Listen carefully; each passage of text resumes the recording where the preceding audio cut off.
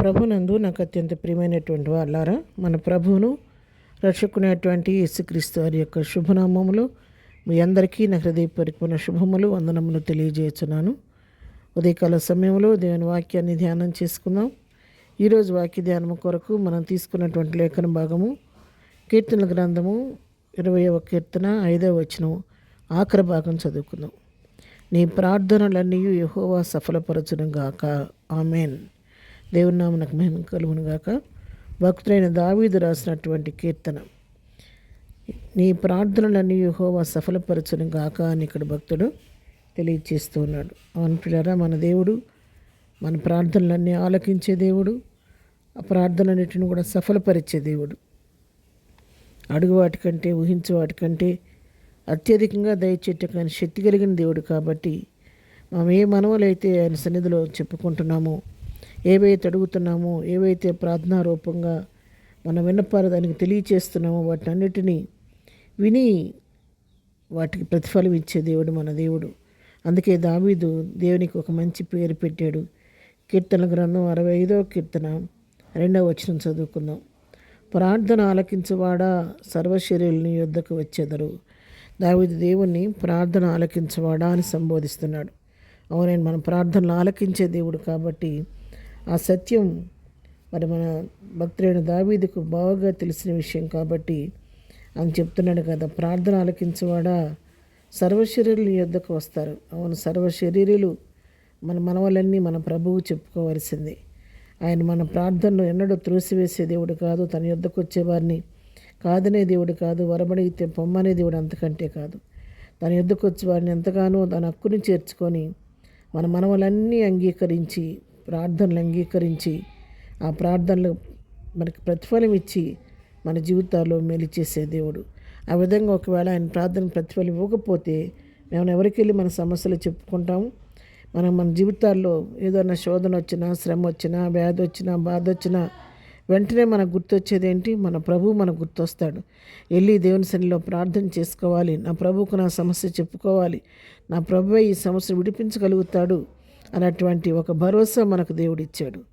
కొన్నిసార్లు డాక్టర్లు సైతం చేయివిడిచిన రోగాలు మరణాపాయ పరిస్థితులు ఉన్నవారు ఏం చేస్తారంటే అన్ని ప్రయత్నాలు చేసి చివరికి దేవుని దగ్గరికి వస్తారు. డాక్టర్లు అందరూ చేతులు ఎత్తేసిన తర్వాత అప్పుడు దేవుని దగ్గరికి వచ్చి దేవుని సన్నిధిలో సహాయం తీసుకొని మేలు పొందేవారు ఎంతోమంది ఉన్నారు మనం పరీక్షించినట్టయితే లోకంలో.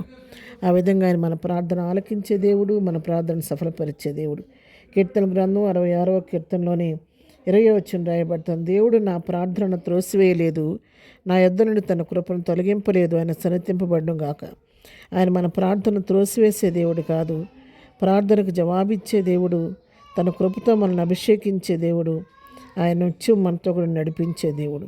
అలాంటి గొప్ప దేవుడిని కలిగి ఉన్న మనం ఎంతో ధన్యులో. నిజంగా లోకులు ఎందరికో ధన్యత లేదు. వారికి శ్రమ వచ్చినప్పుడు వారి వ్యాధి బాధల్లో వారి మనుషుల వైపు చూస్తారు, అధికారుల వైపు చూస్తారు. కానీ మనమైతే మనకు శ్రమ కలిగినప్పుడు మన దేవుడైన యెహోవా యొద్దకు వెళ్ళి ఆయన సన్నిధిలో ప్రార్థించుకొని మన మనవలు ఆయనకి చెప్పినప్పుడు అద్భుత రీతిగా మన సమస్యలను విడిపించి మనకు మేలు చేసి ఆయన నామాన్ని హెచ్చించుకునే దేవుడై ఉన్నాడు. ప్రియులారా, ఉదయకాల సమయంలో దేవుని వాక్యం నీతో నాతో మాట్లాడుతుండగా ఆయన మన ప్రార్థనను సఫలపరిచే దేవుడు అని గుర్తెరిగి నా ప్రార్థనలో దేవుడు వింటున్నాడని విశ్వాసంతో మరి ఎక్కువగా కృపాసనియుద్ధం సమీపించండి. మీ మనవలన్నీ ఆయనకు తెలియచేయండి. ప్రతి సమస్య ప్రభువు చెప్పుకోండి. తగిన సమయంలో ప్రభు మీ ప్రార్థనలన్నీ సఫలపరిచి మీకు ప్రతిఫలం ఇచ్చి మీ నోట్లను కలిగజేయబోతున్నాడు. ప్రియులారా, మరి ఆ విధంగా ప్రభువుకు మన సమస్యను అప్పగించుకొని ముందుకు సాగిపోదాం. ప్రార్థన. ప్రేమగాని తండ్రి, పరిశుద్ధుడా, నీ కొందనాలు. నువ్వు ప్రార్థనలన్నీ సఫలపరిచే దేవుడు అయినందుకు నీ కొందనాలు. ప్రభా, ఉదయకాల వాక్యం బిడ్డలందరినీ దీవించండి, వారి జీవితాల్లో మేలు చేయండి.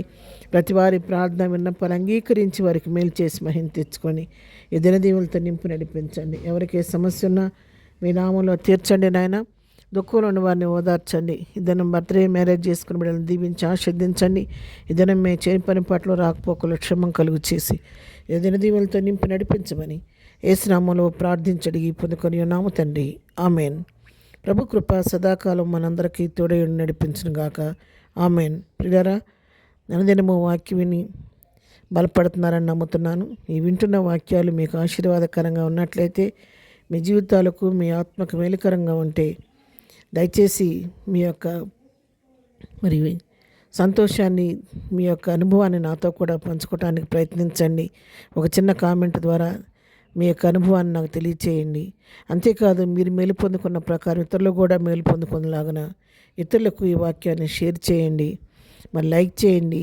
సబ్స్క్రైబ్ చేసుకోకపోతే ఛానల్ సబ్స్క్రైబ్ చేసుకొని ఈ చిన్న పరిచయలో ప్రభు పరిచయను మీరు ఎంకరేజ్ చేయవలసిందిగా కోరుకుంటున్నాను. ప్రభు కృప మీ అందరికీ తోడే నడిపించును గాక. ఆమెన్.